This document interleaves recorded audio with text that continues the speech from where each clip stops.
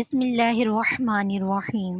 حضرت بلال رضی اللہ تعالیٰ عنہ سے مروی ہے، وہ فرماتے ہیں کہ ہم مکہ میں حضرت سیدنا ابو بکر صدیق رضی اللہ عنہ کے گھر رسول اللہ صلی اللہ علیہ وآلہ وسلم کے ساتھ تھے۔ اس دوران کسی نے دروازے پر دستک دی۔ میں باہر نکلا تو اچانک کیا دیکھتا ہوں کہ ایک نصرانی دروازے پر موجود ہے۔ اس نے پوچھا، کیا یہاں حضرت محمد بن عبداللہ موجود ہیں؟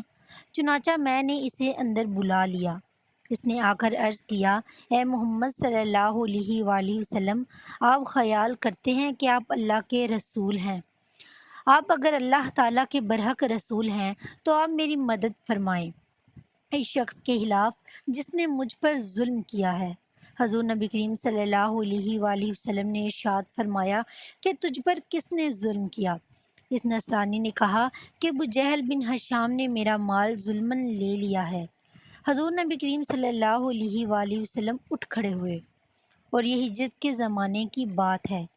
حضرت بلال رضی اللہ عنہ فرماتے ہیں، ہم نے عرض کیا، یا رسول اللہ صلی اللہ علیہ وآلہ وسلم، یہ ابو جہل کے کیلولا کرنے کا وقت ہے، تو اس وقت آپ کا جانا اس پر کہیں شاک نہ گزرے، اور ہمیں ڈر ہے کہ کہیں وہ غضبناک نہ ہو جائے اور کہیں وہ آپ کو اذیت نہ پہنچائے۔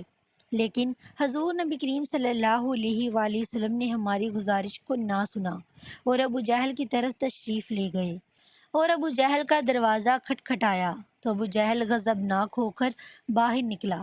اچانک دروازے پر کیا دیکھتا ہے کہ رسول اللہ صلی اللہ علیہ وآلہ وسلم تشریف فرما ہے۔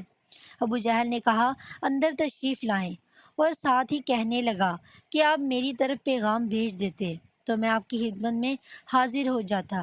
حضور نبی کریم صلی اللہ علیہ وآلہ وسلم نے ارشاد فرمایا کہ تو نے اس نصرانی کا جو مال لیا ہے، اس کا وہ مال فوراً واپس کرو۔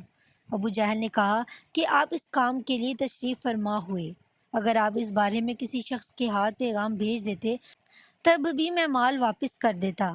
رسول اللہ صلی اللہ علیہ وآلہ وسلم نے فرمایا کہ بات کو طویل نہ کرو اور تم اس نصرانی کا مال اس کو واپس کرو۔ ابو جہل نے اپنے غلام سے کہا کہ اس نصرانی کا جتنا مال تو نے لیا ہے فوراً اس کو نکال کر اس کے حوالے کرو۔ حضور نبی کریم صلی اللہ علیہ وآلہ وسلم نے ارشاد فرمایا کہ اے آدمی، کیا تیرا مال تجھ تک پہنچ گیا ہے؟ نصرانی نے کہا، ہاں، سوائے ایک کھجور کے پتوں کی بنی ہوئی ٹوکری کے۔ حضور نبی کریم صلی اللہ علیہ وآلہ وسلم نے فوراً ابو جہل سے کہا کہ وہ ٹوکری فوراً نکالو۔ چنانچہ ابو جہل نے اسے اپنے گھر کے اندر تلاش کیا، لیکن وہ ٹوکری نہ ملی۔ آخرکار ابو جہل نے اس ٹوکری کے بدلے میں اس سے بہتر ایک اور ٹوکری دی۔ ابو جہل کی بیوی نے ابو جہل سے کہا کہ باخدا تو نے انتہائی ذلت اور عاجزی کے ساتھ ابو طالب کے یتیم کی تواضع کی ہے۔ ابو جہل نے اپنی بیوی سے کہا کہ جو کچھ میں نے دیکھا ہے، اگر تو دیکھ لیتی تو ایسی باتیں نہ کرتی۔ اس نے کہا کہ تو نے کیا دیکھا؟ ابو جہل نے کہا کہ میری قوت کے باوجود جو کچھ ہوا تو اس پر مجھے رسوا نہ کر۔ کہنے لگا کہ میں نے ان کے دونوں کندھوں پر دو شیر بیٹھے ہوئے دیکھے۔ جب بھی میں ارادہ کرتا کہ کہوں کہ میں مال واپس نہیں کرتا تو قریب تھا کہ وہ دونوں مجھے پھاڑ کھاتے۔ اس ڈر کے مارے میں نے ان کی عزت کی۔